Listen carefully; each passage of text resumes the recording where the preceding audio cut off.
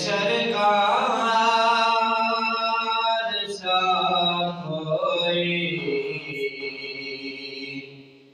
نظارہ ہو نہیں سکتا، رخ سرکار سا کوئی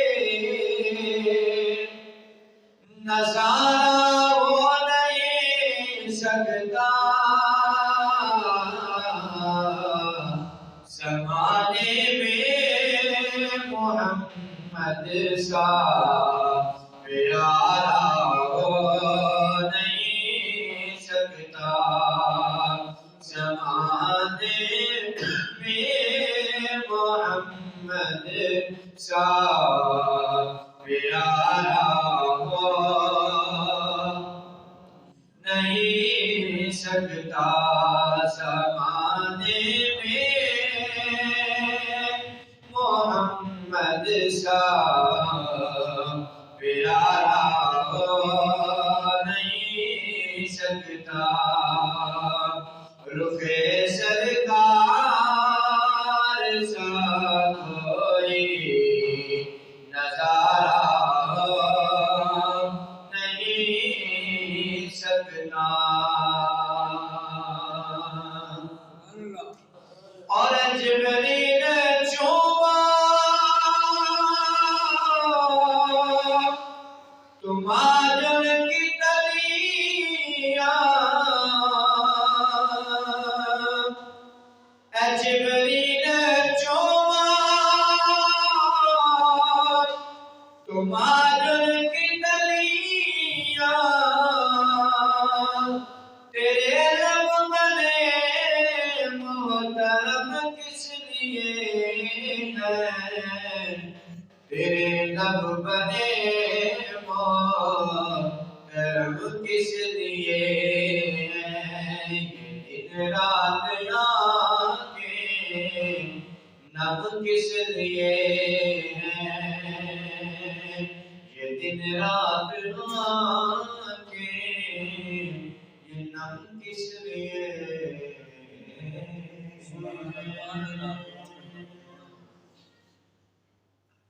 اللہ تعالیٰ کی فضل و ثنا، درود پاک کریم آقا اشفاق محبوب علیہ السلام کی بارگاہ میں دعا ہے خالق و مالک آپ کی میری ہم سب کی حاضری کو اللہ اپنی بارگاہ میں درجہ مقبولیت عطا فرمائے۔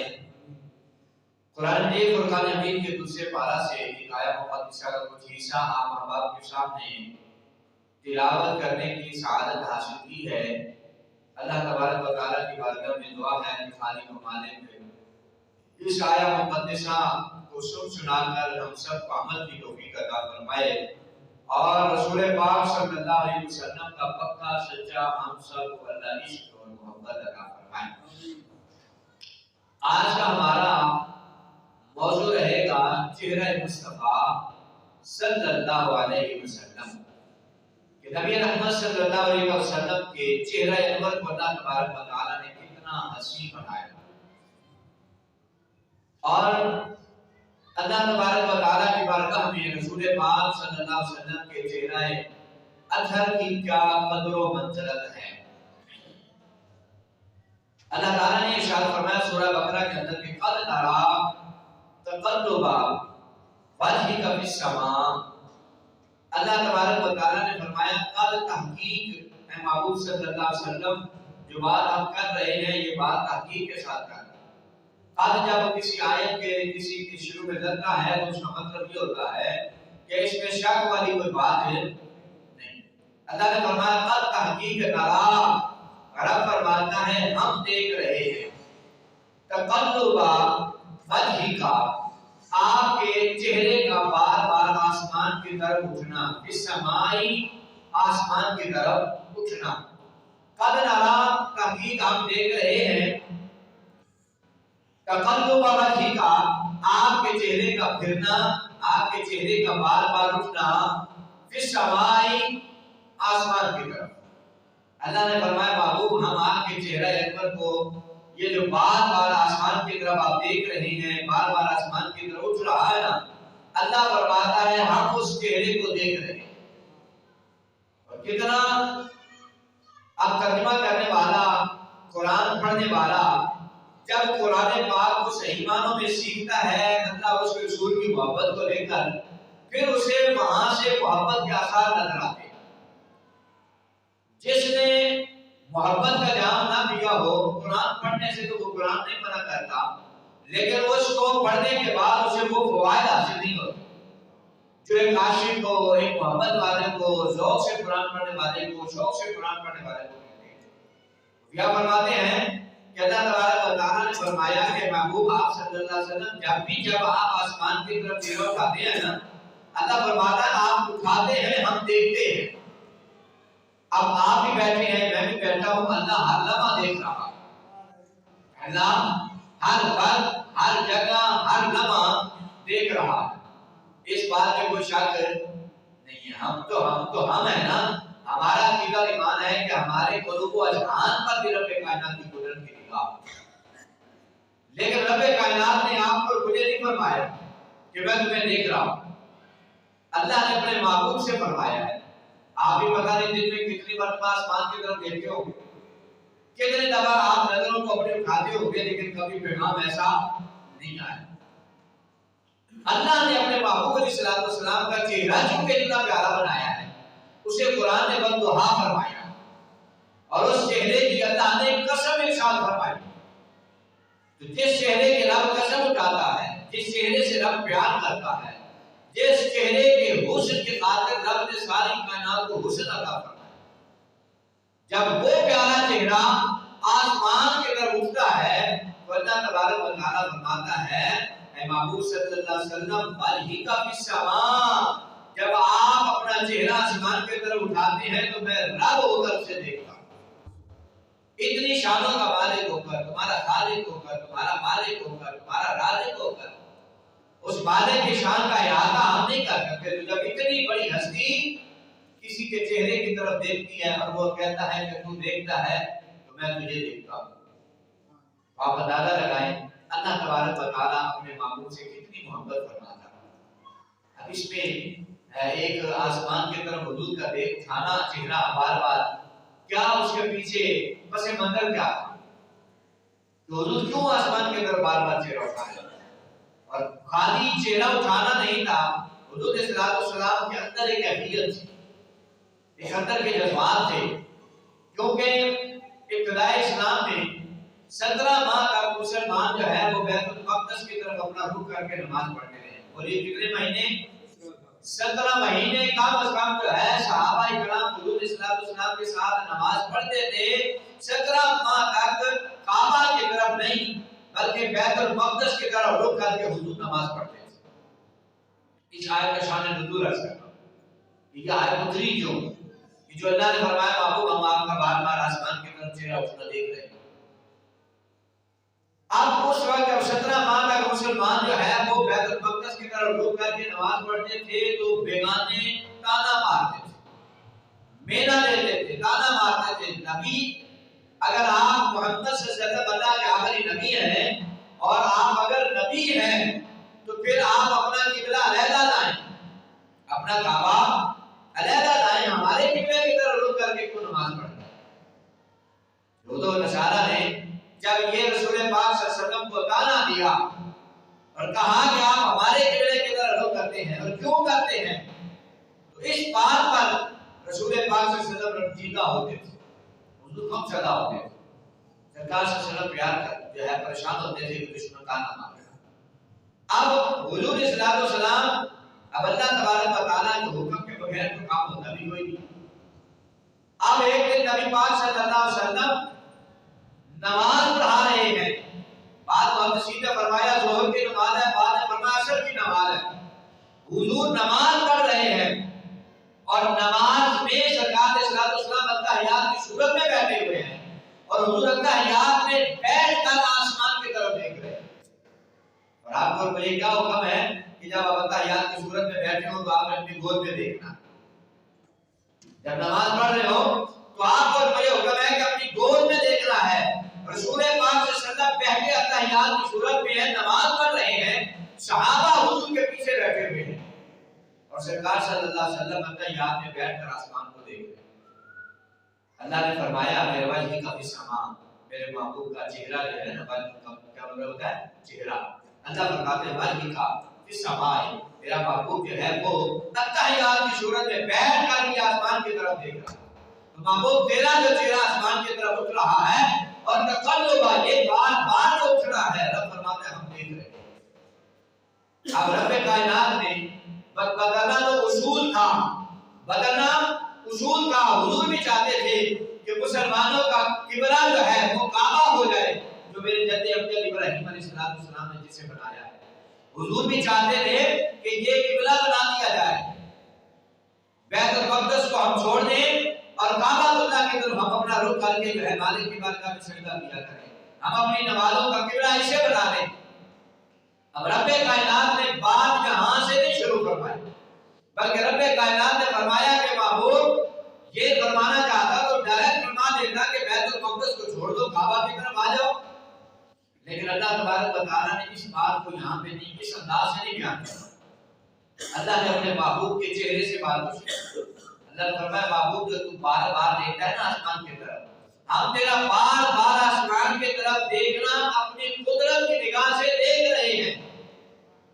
اور پھر فرمایا کرباہا، یہ نہیں فرمایا کہ یہاں سے اٹھاؤ اور وہاں رکھ لو، فرمایا نہیں کرباہا، رب فرماتا ہم نے محبوب تیری رضا میں رکھ دیا، جیسا تو چاہے اسی کو قبلہ بنا لے، اسے بیت المقدس چاہتا ہے تو اسے رہنے دے، اگر کعبہ کی طرف آتا ہے تو کعبے کی طرف آ جا، مشرق آنا چاہتا ہے، مغرب آنا چاہتا ہے، شمال کو کرنا چاہتا ہے، جنوب کو کرنا چاہتا ہے، فرمایا کرباہا، محبوب ہم جہاں تو راضی ہوگا ہم وہیں پر راضی ہوگا۔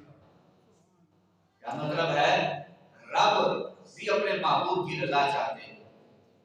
اعلیٰ حضرت فرماتے ہیں دونوں جہاں چاہتے ہیں، رضائے خدا اور خدا چاہتا ہے رضائے خدا۔ ساری دنیا رب کو راضی کرنے کے لیے نکلی ہے، لیکن رب کائنات فرماتا ہے محبوب ہم تیرا دیکھ رہے ہیں چہرہ، تیرا چہرہ ہم دیکھتے ہیں، کرباہا، محبوب جس پہ تو راضی ہو جائے گا ہم اسی طرح سے فیصلے فرماتے ہیں۔ اللہ تبارک و تعالیٰ نے فرمایا فَلَا يُبَدِّلَنَّكَ قِبْلَةً تَرْضَاهَا، فرمایا محبوب جس قبلے کو تو چاہے گا، جسے تو پسند فرمائے گا، اسے ہی ہم مسلمانوں کا قبلہ بنا دیں گے، اسے ہی ہم کعبہ بنا دیں گے۔ اور مصطفیٰ کریم صلی اللہ علیہ وسلم کا چہرہ انور نماز میں آسمان کی طرف اٹھتا ہے، رب کو ادا اتنی پسند آتی ہے۔ اب رب کائنات یہ بھی نہیں فرماتا کہ محبوب آج کی نماز پڑھ دو، اگلی مغرب کی نماز یا عصر کی نماز پر جا کر چہرہ پھیر لینا، بلکہ نہیں رب کائنات نے جیسے ہی حکم دیا، رب نے فرمایا محبوب کرباہا، بس ہم نے تجھے راضی کرنا ہے۔ تو مصطفیٰ کی رضا پہ رب کتنا راضی تھا، محبوب جیسا تو قدم اٹھائے گا ہم ویسا کر دیں گے۔ تو آخر میرے کریم آقا صلی اللہ علیہ وسلم نے عصر کی نماز یا ظہر کی نماز تھی، حضور علیہ السلام اتحیات کی صورت میں بیٹھے تھے، پر رب کائنات کی طرف سے کرباہا کا حکم آیا تو مصطفیٰ کریم صلی اللہ علیہ وسلم نے وہیں بیٹھے بیٹھے نماز میں اپنے رفع پر کو پھیر دیا۔ اللہ اکبر، چاہتے خیال آتا ہے نا دل میں، اتحیات میں تو بیٹھے تھے، اتحیات پوری پڑھ لیتے، سلام پھیر دیتے، صحابہ کو بعد میں کہہ دیتے صحابہ آج کے بعد اگلی نماز میں ہم ضرور کعبہ اللہ کی طرف کرنا ہے، بیت المقدس سے اٹھا لیا ہے، لیکن نہیں، رب بتانا بھی چاہتا تھا، رب بتانا چاہتا تھا کہ کون کون سے نمازی ایسے ہیں جو مصطفیٰ کی محبت میں نماز پڑھتے ہیں، کون کون سے ایسے ہیں جو عقل کے پجاری ہیں، جنہیں دامن محبوب کا سمجھ نہیں ہے، جنہیں مصطفیٰ کی محبت کی سمجھ نہیں ہے، جنہیں مصطفیٰ کی محبت کا شعور نہیں ہے۔ اسی لیے فرمایا محبوب نماز کی حالت میں بدل دو، اور مصطفیٰ کریم صلی اللہ علیہ وسلم نے نماز کی حالت میں اتحیات بیٹھے بیٹھے حضور صلی اللہ علیہ وسلم نے وہیں سے بیت المقدس سے رخ موڑا، سرکار صلی اللہ علیہ وسلم نے اتحیات کی صورت میں قبلہ کی طرف رخ کر دیا۔ اب جب قبلہ رخ ہوا، عاشقوں کی جو نماز ہی حضور کے پیچھے حضور کے اشارے تھے، کسی صحابی نے یہ نہیں کہا کہ شاید حضور بھول نہ گئے ہوں، نہیں، یا حضور نے چلو اس سائڈ میں چہرہ کر لیا ہے ہم یہی رکھ کر سلام پھیریں یا بعد میں حضور کو بتائیں یا حضور سے پوچھیں؟ نہیں، ہر ایک صحابی نے جیسے ہی سرکار کا چہرہ انور مڑا تو ہر ایک صحابی نے اپنی صفوں کو توڑا. اب ظاہر ہے امام آگے ہے، امام نے رخ موڑا ہے تو سارے لوگ آگے آ جائیں گے، اب امام پیچھے ہو جائے گا. لیکن نہیں، سرکار صلی اللہ علیہ وسلم نے جو بھی لوگ انور پھیرا سارے صحابہ نے اسی طرح یار کے اشارے پہ سب کے سب مڑتے ہوئے جو ہے حضور کے پیچھے واپس جا کر کھڑے ہو. اب نماز چل رہی ہے، ایمانداری سے بتاؤ کہ کیا مصطفیٰ کریم صلی اللہ علیہ وسلم سے رب کا محبت کا انداز تھا اور کیا صحابہ حضور سے عشق اور محبت کرتے تھے کہ سرکار کے پیچھے جو اشارہ ہوتا ہے تو ان کی نمازوں کے اشارے بھی بڑھتے جاتے ہیں، ان کی نمازوں کی رکعتیں بھی بڑھتی جاتی ہیں، ان کے اذان بڑھتے جاتے ہیں. اور پھر سرکار صلی اللہ علیہ وسلم نے جب سلام پھیرا تو جس مسجد کے اندر آج جتنے بھی حاجی ہیں مدینہ شریف جاتے ہیں، مکہ پاک جاتے ہیں تو انہیں جو ہے مسجد قبلتین میں لے جایا جاتا ہے، وہاں اجر بتایا جاتا ہے، وہاں نماز پڑھنے کا ثواب بتایا جاتا ہے. وہ مسجد میں جائیں وہاں ثواب بتایا جاتا ہے جہاں حضور نے نماز ادا کی ہے. اور اس محبوب کی ادا پر قیامت تک کے لیے اس مسجد کا نام مسجد قبلتین رکھ دیا گیا ہے کہ دو قبلوں والی مسجد. کہ یہ وہ نماز مسجد تھے یہاں مصطفیٰ نے وہ نماز پڑھائی ہے کہ نماز کے کچھ حصے کی رکعتیں جو ہے وہ بیت المقدس کی طرف چہرہ تھا اور رب کائنات کے محبوب نے جب زلفوں کو موڑا تو صحابہ بھی ساتھ اٹھتے ہوئے کعبہ اللہ کی طرف اٹھتے. آج اگر آپ اور میں ہم سوچیں کہ کیا وہ ادب کرتے تھے، کیا سرکار کا تعظیم کرتے تھے، کیا حضور صلی اللہ علیہ وسلم کا احترام کرتے تھے. ارے صحابہ کرتے کیوں نہ، خود رب کائنات کرنے کو حکم دیتا. اللہ فرماتا ہے ان الذین ینادونک من وراء الحجرات اکثرهم لا یعقلون. اللہ فرماتا ہے وہ جو پنڈا جوان والے ہو، وہ دیہاتیو جو میرے محبوب کی بارگاہ میں تمہیں آنے کا ادب اور احترام نہیں پتا تو سن لو، ینادونک تمہیں آواز دینے کی بھی اجازت نہیں ہے من وراء الحجرات. اللہ فرماتا ہے محبوب کے دروازے کے باہر حضور کے حجرے کے باہر کھڑے ہو کر جو آواز دیتا ہے حضور کو، رب فرماتا ہے اکثرهم لا یعقلون. اللہ فرماتا ہے وہ تو عقل والے ہیں نہیں، وہ تو بیوقوف ہیں. جو مصطفیٰ کریم صلی اللہ علیہ وسلم کو جو ہے آواز دینے کے لیے، اور آپ کو 1.25 صحابہ میں کوئی ایسا صحابی نہیں ملے گا کہ جو رسول پاک صلی اللہ علیہ وسلم کی بارگاہ میں آیا ہو اور اس نے دروازے پہ اس طرح سے دستک دی ہو، حضور کے دروازے پہ اس طرح سے دستک دی ہو. جس صحابی نے بھی آیا ہے یا تو وہ آ کر کھڑا رہا ہے کہ جب خودی حضور باہر تشریف لائیں گے تو ملاقات ہو. اکثر صحابہ کی جو کیفیت یہ رہتی تھی، یہ بھی ابو بکر ہے، یہ بھی حضرت سلمان فارسی کے ہیں، حضرت ابو ہریرہ رضی اللہ تعالیٰ عنہ بھی ہیں، تو محبت والا یہ انداز ہوتا تھا. اور اگر پھر ضرورت پڑ جاتی دستک دینے کی تو صرف یہ جو ناخن ہے نا، ناخن آپ کے ان ہلکی ہلکی آپ جو ہے دستک دیتے تھے یا انگلیوں کے پوروں کے ساتھ آہستہ سی دستک دیتے تھے. سرکار صلی اللہ علیہ وسلم کی بارگاہ میں بے ادبی نہ ہو جائے. حضور کی بارگاہ کا ادب اتنا تھا، رسول پاک صلی اللہ علیہ وسلم کی بارگاہ کا احترام اتنا تھا. اللہ فرماتا ہے قد نرا تقلبا وجهک فی السماء. اللہ فرماتا ہے محبوب صلی اللہ علیہ وسلم آپ جب بار بار آسمان کی طرف دیکھتے ہیں تو فرمایا محبوب یہ نہ سمجھنا کہ قدرت جو ہے عام نگاہوں سے تجھے اس وقت دیکھتی ہے. نہیں، فرمایا محبوب جب آپ محبت سے نگاہ اٹھا کر میری طرف اس امید کے ساتھ نگاہ اٹھاتے ہیں، اس امید کے ساتھ اٹھاتے ہیں کہ رب میری اس آرزو کو بدلائے گا. بندہ فرماتا ہے محبوب پھر ہم عام نگاہ نہیں، ہم خاص نگاہ آپ پر ڈالتے ہیں اور پھر لوگوں کو بتاتے ہیں کہ جب میرا محبوب دیکھتا ہے تو میں رب ہو کر اسے دیکھتا ہوں. قد نرا تحقیق کے ساتھ رب نے فرمایا میں دیکھتا ہوں. جب میرا محبوب صلی اللہ علیہ وسلم میرے محبوب کی طرف میرا محبوب مجھے دیکھتا ہے تو اللہ فرماتا ہے نرا ہم دیکھتے ہیں. اب صیغہ نرا جو ہے نا یہ جمع کا صیغہ ہے، تو رب کی ذات واحد ہے، رب واحد ہے، لیکن نرا صیغہ جو ہے کہ جمع کا ہے. تو مولا اس کا مقصد مطلب کیا ہوا؟ تو تنہا دیکھتا ہے اور جمع کا صیغہ استعمال کرتا ہے کہ ہم دیکھ رہے ہیں. گویا رب کائنات فرماتا ہے اور اس کی فرماتے ہیں کہ رب کائنات فرماتا ہے جب مصطفیٰ آسمان کی طرف دیکھتا ہے اور محبوب کی نظر جب آسمان کی طرف اٹھتی ہے تو آسمانوں میں رہنے والی ہر مخلوق مصطفیٰ کا چہرہ دیکھتی ہے. ارے فرشتے بھی دیکھتے ہیں, حور و قصور بھی دیکھتے ہیں, اور جنت کے غلمان جب مصطفیٰ چہرہ اٹھاتے ہیں تو اوپر آسمانوں پہ رہنے والی ہر مخلوق محبوب محبت سے تیرے چہرے کو تکتی ہے. تو فرمایا نرا کا لفظ اس لیے ہم نے استعمال فرمایا ہے کہ میں اور میرے ساتھ جتنے بھی فرشتے ہیں, جنت ہے, جنت کے جتنے بھی باسی ہیں, رب فرماتا ہے جب محبوب کو نگاہ اٹھاتا ہے تو سارے تیری نگاہ کو دیکھتے ہیں.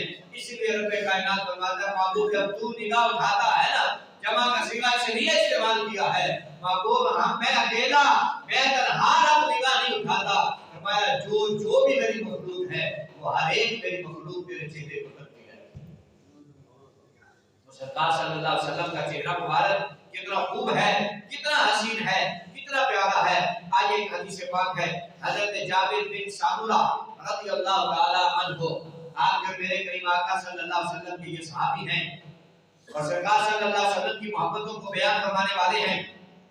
یہ مشکات شریف سے حدیث پاک آپ کے سامنے عرض کر رہا ہوں, ترمذی میں بھی یہ موجود ہے, سنن دارمی میں بھی یہ اس کا حوالہ موجود ہے. تو میں مشکات شریف سے آپ کے سامنے عرض کر رہا ہوں. آپ جو میرے کریم آقا صلی اللہ علیہ وسلم ایک دن بیٹھے تھے, حضرت جابر رضی اللہ تعالیٰ عنہ فرماتے ہیں ان جابر ابن سامورہ, حضرت جابر بن سامورہ رضی اللہ تعالیٰ عنہ بیان فرماتے ہیں قال, آپ نے فرمایا رأیت النبی صلی اللہ علیہ وسلم, میں نے سرکار علیہ الصلوۃ والسلام کی طرف دیکھا, رأیت میں نے دیکھا سرکار علیہ الصلوۃ والسلام کو فی لیلۃ احیان فجعلت, فرماتے ہیں میں نے رسول پاک صلی اللہ علیہ وسلم کو چاندنی رات میں دیکھا. احیان چاندنی رات میں نے رسول پاک صلی اللہ علیہ وسلم کو فی لیلۃ, تھی تو رات وہ, لیکن وہ رات چاندنی رات تھی, اور میں سرکار علیہ السلام کو میں نے دیکھا. فجعلت انظر الی رسول اللہ صلی اللہ علیہ وسلم, انظر میں نے دیکھا الی رسول اللہ صلی اللہ علیہ وسلم, فرماتے ہیں میں نے سرکار کے چہرے کو دیکھا.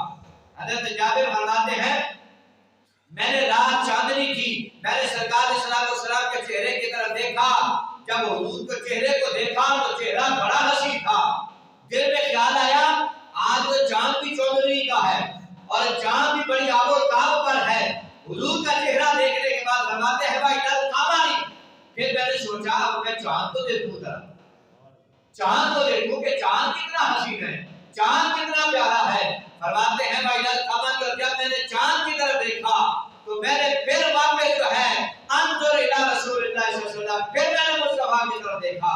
پھر میں کبھی چاند کی طرف دیکھوں, کبھی مصطفیٰ کی طرف دیکھوں. اور سرکار علیہ السلام کی کیفیت کیا تھی, حضور علیہ السلام حضرت ابو ہریرہ جو ہے حضرت جابر فرماتے ہیں حلت حمراء, سرکار علیہ السلام سرخ رنگ کے کپڑے حضور پہنے ہوئے تھے. حضور سرخ رنگ کا لباس پہنے ہوئے تھے. حضور علیہ السلام نے اپنے جسم پر جو حلہ پہنا ہوا تھا, جو کپڑا پہنا ہوا تھا, وہ سرخ رنگ کا تھا.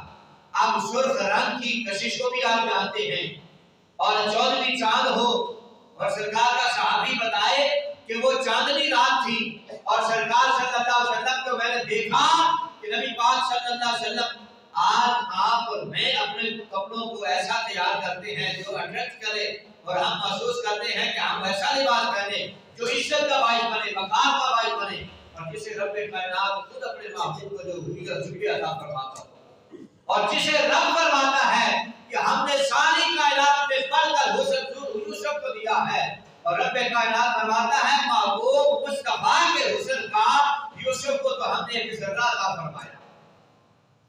تو وہ محبوب جب سرخ اللہ پہن کر بیٹھے تھے, حضرت جابر فرماتے ہیں حضرت جابر بن سامورہ, کبھی میں حضور کو دیکھوں, کبھی میں چاند کو دیکھوں.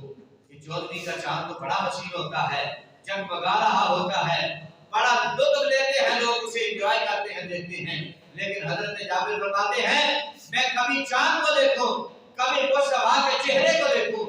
دنیا والوں کی ایگزامپل بھی سامنے آتی ہے, مثالیں دیتے ہیں کہ 14ویں کے چاند جیسا میرا یار ہے, 14ویں کے چاند جیسا میرا محبوب ہے. تو فرمایا اب وہ میرا محبوب ہے جو خدا کا بھی محبوب ہے. اب اس محبوب کو دیکھنا ہے, وہ سرخ حلہ پہنے ہوئے بیٹھا ہے. حضرت جابر فرماتے ہیں یا رسول اللہ, کبھی کبھی میں مصطفیٰ کی طرف دیکھتا ہوں، اور وَإِلَى الْقَمَرِ کبھی چودھری کے چاند کو دیکھتا ہوں۔ فرماتے ہیں حُلَّةُ حَمْرَاءُ میرے مصطفیٰ نے حسین سرخ جوڑا پہنا ہوا تھا۔ اور آج آپ کو پتا ہے خواتین امیر سے امیر ترین بھی ہو، جہاں تک بھی جا سکتے ہو، کہتے ہیں کہ اسے دلہن جب بنایا جاتا ہے تو سرخ جوڑا پہنایا جاتا ہے۔ اللہ تبارک و تعالیٰ نے اس میں حسن رکھا ہے، اس میں کمال رکھا ہے، اس کا جو ہے رنگ میں رب کائنات نے اتنی چاشنی اور لذت رکھی ہے کہ مصطفیٰ اپنے محبوب کو بھی بنایا، اور اس سورہ کھلنے میں جب مصطفیٰ کو حضرت جابر نے دیکھا تو فرماتے ہیں کبھی چاند کو دیکھو، کبھی جو ہے مصطفیٰ کے چہرے کو دیکھو، پھر چاند کو دیکھو، پھر چہرے کو دیکھو، اور فرماتے ہیں فَإِذَا هُوَ أَحْسَنُ عِنْدِي مِنَ الْقَمَرِ فرماتے ہیں رب کعبہ کی قسم ہے لوگ چاند کو حسین کہتے رہ گئے، پر میں نے دیکھا کہ چاند اتنا حسین نہیں تھا جتنا مصطفیٰ کا چہرہ حسین نظر آتا تھا، جتنا حضور کا حسن جو ہے چمکا چمک رہا تھا، جتنا حضور کے حسن کے حسن و جمال حضور کا جتنا آیا تھا۔ فَإِذَا هُوَ أَحْسَنُ عِنْدِي مِنَ الْقَمَرِ فرماتے ہیں میری نزدیک قمر کچھ بھی نہیں تھا، میرے نزدیک چاند کچھ بھی نہیں تھا، حضور صلی اللہ علیہ وسلم کا چہرہ اتنا حسین چمک رہا تھا۔ اور آپ فرماتے ہیں لوگ تو باتیں کرتے ہیں نا کہ یہ فیصلہ کرنا مشکل ہے، اس جابر بن عبداللہ نے فیصلہ کیا ہے کہ لوگوں یہ ایگزامپل دینے کی بھی ضرورت نہیں ہے، رب کا محبوب بڑا ہی حسین ہے، رب کا محبوب بڑا ہی حسین ہے۔ حضور پیر مہر شاہ صاحب رحمۃ اللہ تعالیٰ نے فرمایا نا کہ صورت نو میں جانا کھاں، جانا تھا کہ جانے جہانا کھاں، سج آکھاں رب دی میں جانا کھاں، جس شان تو شانہ سب بنیاں، اُت چند بدر شاہ شانی ہے، پتھے چمک دی لاٹ نورانی ہے، کالی شرفت اخ مستانی ہے، مخبور اکی ہند بھریاں، سبحان اللہ ما اجمالہ کا ما احسنہ کا ما اکمالہ کا، کتھے میرے علی کتھے تیری شنا، گستاخ رکی کتھے جا رہی۔ لہذا آپ کے میرے کریم آقا صلی اللہ علیہ وسلم کو جو اللہ تبارک و تعالیٰ نے حسن عطا فرمایا ہے، حضور علیہ السلام کے حسن کے سامنے سارے کائنات کو حسن مان پڑ جاتے ہیں۔ حضور علیہ السلام کا جہاں عکس پڑ جاتا ہے وہاں کے جلوے اور ہو جاتے ہیں۔ حضور کے چہرے کی ہم نے بات کرنی ہے نا، سرکار کے صحابہ بتاتے ہیں کہ ہم حضور کے پیچھے نماز کے لیے ہوتے تھے، سرکار صلی اللہ علیہ وسلم مصلی پر ہوتے تھے، اور سرکار صلی اللہ علیہ وسلم جب دائیں اور بائیں سلام پھیرتے تھے نا، السلام علیکم ورحمۃ اللہ کا معنی بجا ہے کہ سلام کی آواز آتی تھی، لیکن اس کے ساتھ ساتھ صحابہ فرماتے ہیں کہ جب سرکار کا چہرہ دائیں طرف مڑتا تھا تو دائیں شہر والی دیواریں روشن ہو جاتی تھی، حضور کا چہرہ دائیں طرف گیا تو دائیں دیواریں روشن ہو جاتی تھی، حضور کا چہرہ بائیں طرف گیا تو سرکار صلی اللہ علیہ وسلم کا جب چہرہ بائیں طرف جاتا تو بائیں طرف کی دیواریں روشن ہو جاتی تھی۔ صحابہ کہتے ہیں ہمیں پتہ چل جاتا تھا کہ رسول نے اپنا رخ جو ہے دائیں طرف پھیر دیا ہے، یا رسول پاک صلی اللہ علیہ وسلم نے اپنا رخ جو ہے وہ بائیں طرف پھیر دیا ہے۔ حضرت ابو قحافہ رضی اللہ تعالیٰ عنہ یاد کرتے ہیں کریم آقا صلی اللہ علیہ وسلم کے ایک صحابی ہیں، اور حضرت ابو قحافہ کے والد محترم دنیا سے ایک وقت آیا کہ وہ پردہ کر کے، اور یہ تھوڑی عمر میں تھے، 10-12 سال کے تھے، اور ابھی ان کے والدین نے کلمہ نہیں پڑھا تھا، باپ فوت ہو گیا، اب ماں کے پاس کھلانے پلانے کے لیے کچھ نہیں ہے۔ خالہ نے، حضرت قحافہ کی خالہ نے، ابو قحافہ کی خالہ نے مشورہ دیا کہ بہن تو میرے پاس آ جا، اپنے جو ہے بیٹے کو بھی ساتھ لے آ، یہاں میرے پاس وقت گزارتے رہنا، میرا شوہر کمائی کرے گا، اور جتنا ہو سکے تمہارا بیٹا اس کی ہیلپ کرتا رہے، یہاں ہمارے پاس آ کے رہو، ہم تمہیں کھلائیں گے بھی پلائیں گے بھی، تمہاری خاطر کو معلوم کریں گے۔ ابو قحافہ کہتے ہیں کہ میں اپنی خالہ کے ہاں آ گیا، میری ماں نے صبح کے سویرے میں مجھے 4 بکریاں دینی اور ایک ہاتھ میں سوٹی پکڑا دینی کہ جاؤ بیٹا جا کر اپنے خالو کی یہ بکریاں چرا لا۔ حضرت ابو قحافہ کہتے ہیں میں یتیم ہو گیا، اپنے خالو کی بکریاں چرانے کے لیے صبح سے لے کر شام تک میں جنگل میں رہتا تھا، اور اس کے بدلے میں ہمیں رات کو 2 ٹائم کا کھانا مل جاتا تھا۔ حضرت ابو قحافہ کہتے ہیں کہ میں ایک دن اپنے جانوروں کو، اپنی بکریوں کو لیے اپنے گھر سے نکلا، تو میں جو ہے ایک مکہ کی گلی میں گیا، مدینہ پاک کی گلی میں گیا، تو میں جب مدینہ پاک کی گلی میں دیکھا گیا تو وہاں مجھے محمد صلی اللہ علیہ وسلم نظر آ گئے، میرا حضور کے چہرے پہ میری آنکھیں لگ گئیں، میں نے سرکار السلام کو جب دیکھا تو میں حضور کا ہی ہو کے رہ گیا. حضور آگے چلتے گئے. فرمایا مجھے بکریاں بھول گئی, میں حضور کے پیچھے پیچھے چل پڑا.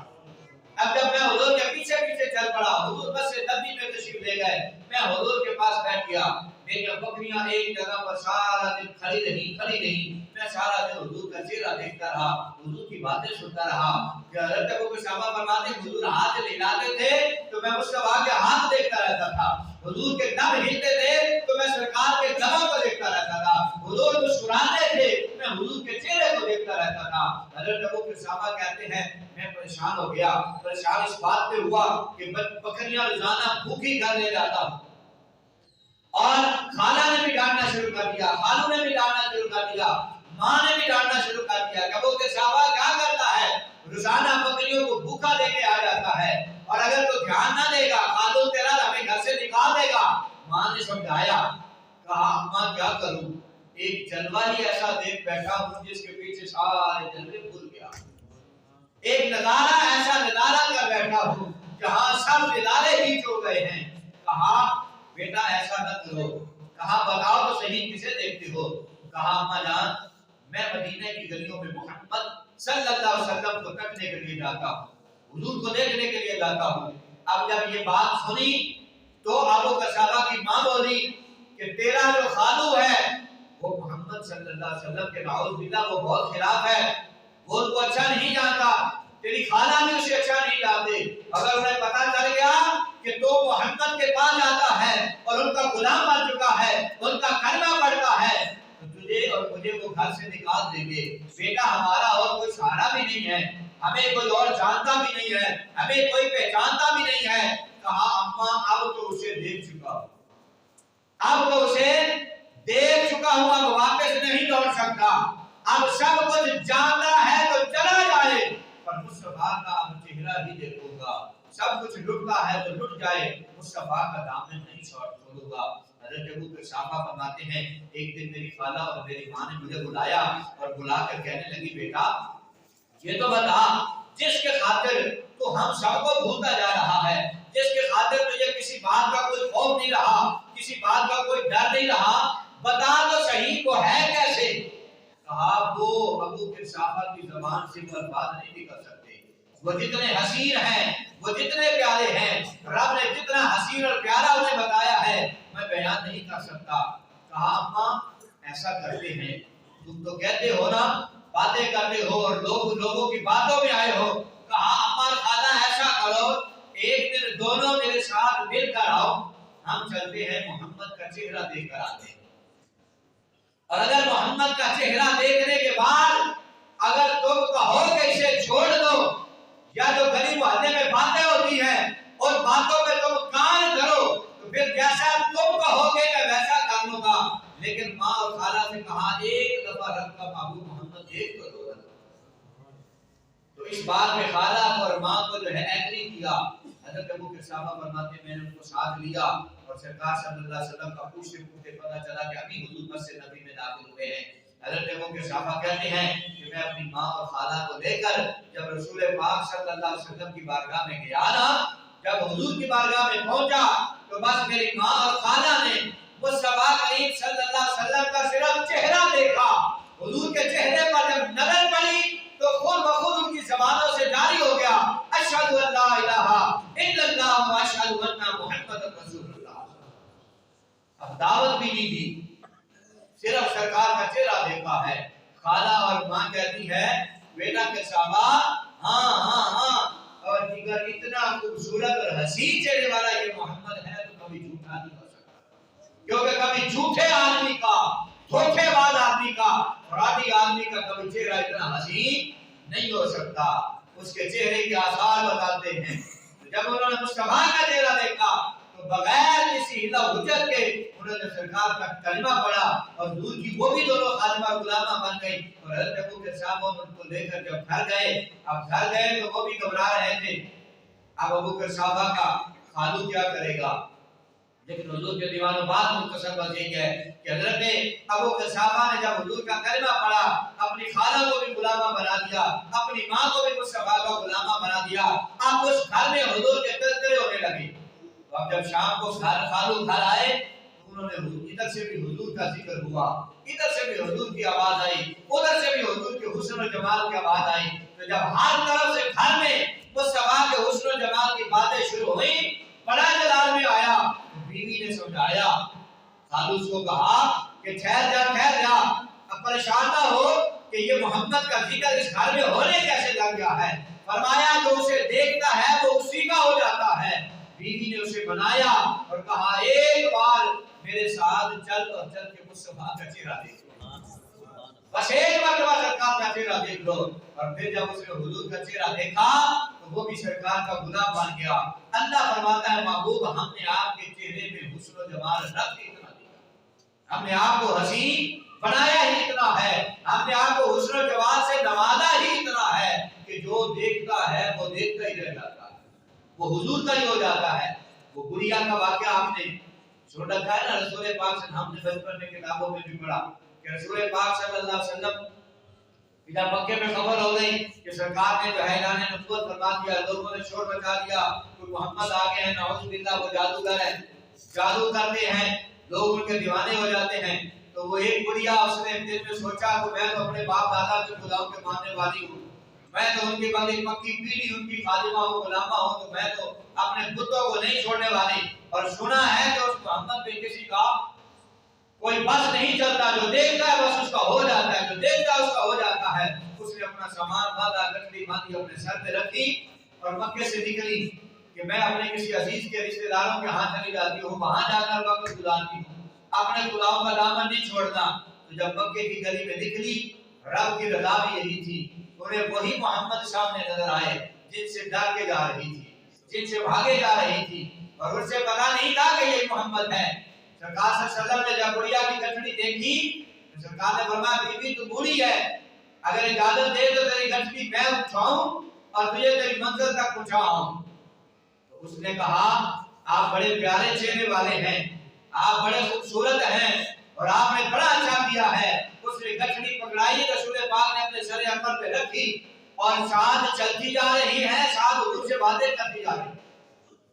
وہ آگے آگے ہیں، حضور پیچھے پیچھے ہیں، اور سرکار صلی اللہ علیہ وسلم کو کہتی جا رہی ہے بیٹا تو بڑا باادب ہے، تو بڑا سمجھدار ہے، تو بڑا پیارا ہے، کسی اچھی ماں کا بیٹا ہے، کسی اچھے خاندان سے تعلق رکھتا ہے، کسی اچھے باپ کا بیٹا ہے. تو اب سرکار مسکرا بھی رہی ہیں. حضور جانتے بھی ہیں کہ جس سے بھاگی جا رہی ہے اسی محمد کو ساتھ لے کے جا رہی ہے. اور سرکار کا آج ہم تو ہمارا خدا کیا ہے ہمیں پتہ چل جائے نا، وہ فلاں بندہ تھوڑا سا اندر مندر میرے نال ٹھیک نہیں ہے، پھر ہم اس کے ساتھ کیا کچھ کرتے ہیں یہاں پر میں جاتے ہیں، یا جہاں جہاں تک ہمارا ہاتھ بڑھتا ہو پھر ہم دیکھتے ہیں، ہم کرتے ہیں کہ کیا کیا کچھ. لیکن رسول پاک صلی اللہ علیہ وسلم کو پتہ جب چلا مجھ سے بھاگی جا رہی ہے، سرکار علیہ السلام نے سامان اٹھایا. جب بی بی منزل پہ پہنچی، منزل پہ جب پہنچتی ہے تو سامان رکھا، حضور نے اجازت مانگی بی بی مجھے اجازت ہے میں جاؤں؟ کہا ہاں بیٹا جاؤ، لیکن جاتے جاتے کو بات سن جاؤ. حضور نے فرمایا بتاؤ بی بی. ماں کہتی ہے بیٹا پاک کو پتا ہے مکہ پاک کے اندر ایک شخص آیا ہے جس کا نام محمد ہے اور وہ جادوگر ہے، جو اس کو دیکھتا ہے اسی کا ہو جاتا ہے. میں اپنا مذہب اور دین بچانے کے لیے یہاں سے بھاگی جا رہی ہوں، اور بیٹا میری آخری تمہیں وصیت و نصیحت ہے کہ وہاں پہ جب تم مکہ پاک جاؤ تو اس سے بچ کے رہنا ہے، اس کے سامنے نہ آنا. میں نے سن رکھا ہے جو اسے دیکھتا ہے اسی کا ہو جاتا ہے، جو اسے دیکھ لیتا ہے وہ اپنے باپ دادا جو خداؤں کو چھوڑ جاتا ہے. تو جب اس نے اپنی تقریر سنا لی تو رسول پاک صلی اللہ علیہ وسلم مسکراتے رہے.